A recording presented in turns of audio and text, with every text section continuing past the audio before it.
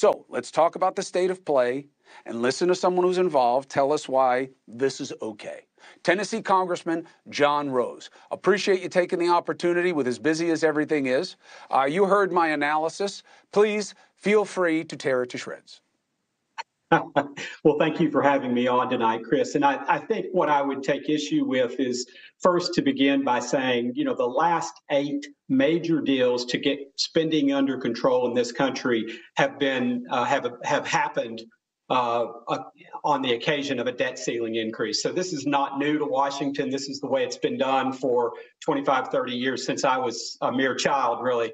And so that's number one. Number two, I do take this seriously, and I think Republicans in the House take this serious. That's why we've been trying since January to get the president to sit down and talk about this and begin the process of working toward a solution. And that's why more than a month ago, we passed the Limit, Save, Grow Act in the House that reasonably, responsibly, sensibly increases the debt ceiling, but does so looking to the future to limit future spending and start to get future spending under control. Not cutting it dramatically or drastically, but rather limiting its growth in the future. Of course, clawing back some of the big spending increases that happened late last year that were, in my mind, and I think in the minds of House Republicans, unreasonable.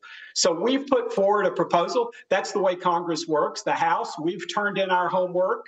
It's done. And if the other side doesn't like it, there's a process for this, and that is the Senate should have passed a bill. They haven't. They can't.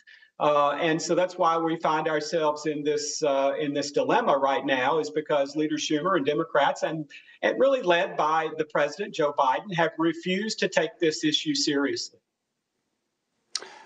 Congressman, the only pass I'll give you is that you weren't there for the full complement of Trump years. You got in, I think, in like 2019 or something like that. But this idea that this is how Congress works is because Congress is broken.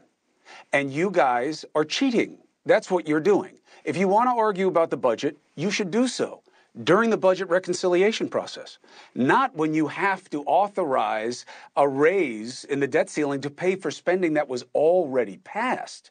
All you're doing by that is threatening everybody's collective well-being. And you can't say no or not, because you have in the past. We've learned this lesson. And there is no small irony, Congressman. And again, I won't beat you over the head with it because you weren't there for all of it. But you were there in 2019. And Trump passed a big fat budget that you guys were just fine with on the heels of a tax cut that didn't pay for itself. And you didn't mess with the debt ceiling at all, because the spending was on your watch and you could say at home that you took care of people. And that's ugly politics. That's my problem. Well, I voted against that debt ceiling increase, and also voted against the debt ceiling increase, the largest in history, in 2021, which, by the way, then took less than 400 days, just over a year, to go through the largest single debt ceiling increase in history. But what I would point out to you, Chris, again, I would restate, the last 8 major deals since the 1980s to deal with spending have been occasioned by the need to increase the debt ceiling. So this is when we're able to get this done.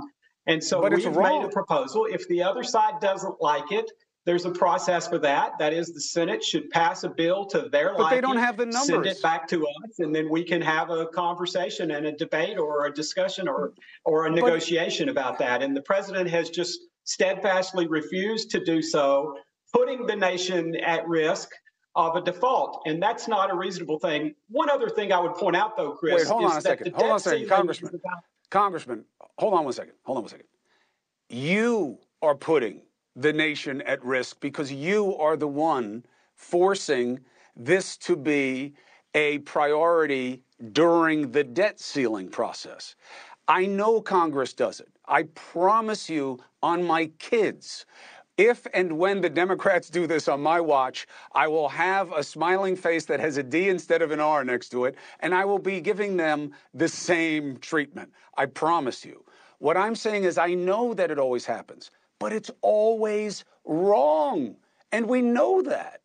I disagree, Chris. If every Tennessean listening to this show tonight, when they come home, if their credit card has been maxed out, the first thing they're going to do is not to try to open another account or increase their credit limit.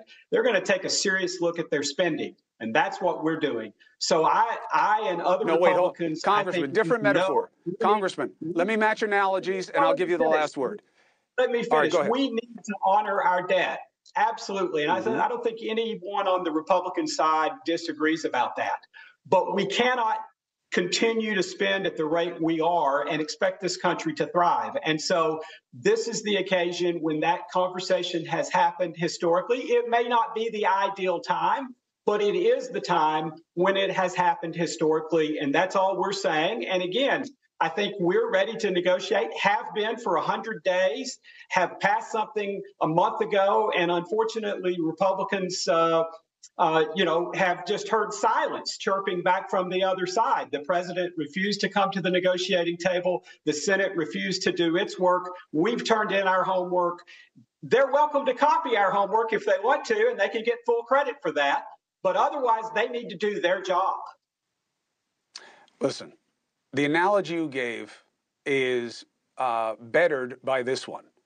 If you get a credit card bill, you do not call up the credit card company and say, I'm not going to pay you right now because I really want to negotiate my rate going forward. Because you know what happens?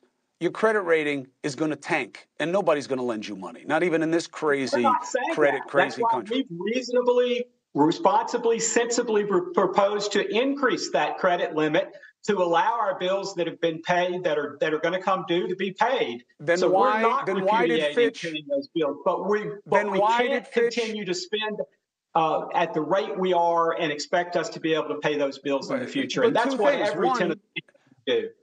All right, but listen. But Tennesseans don't run their household budgets the way you're running this one, okay?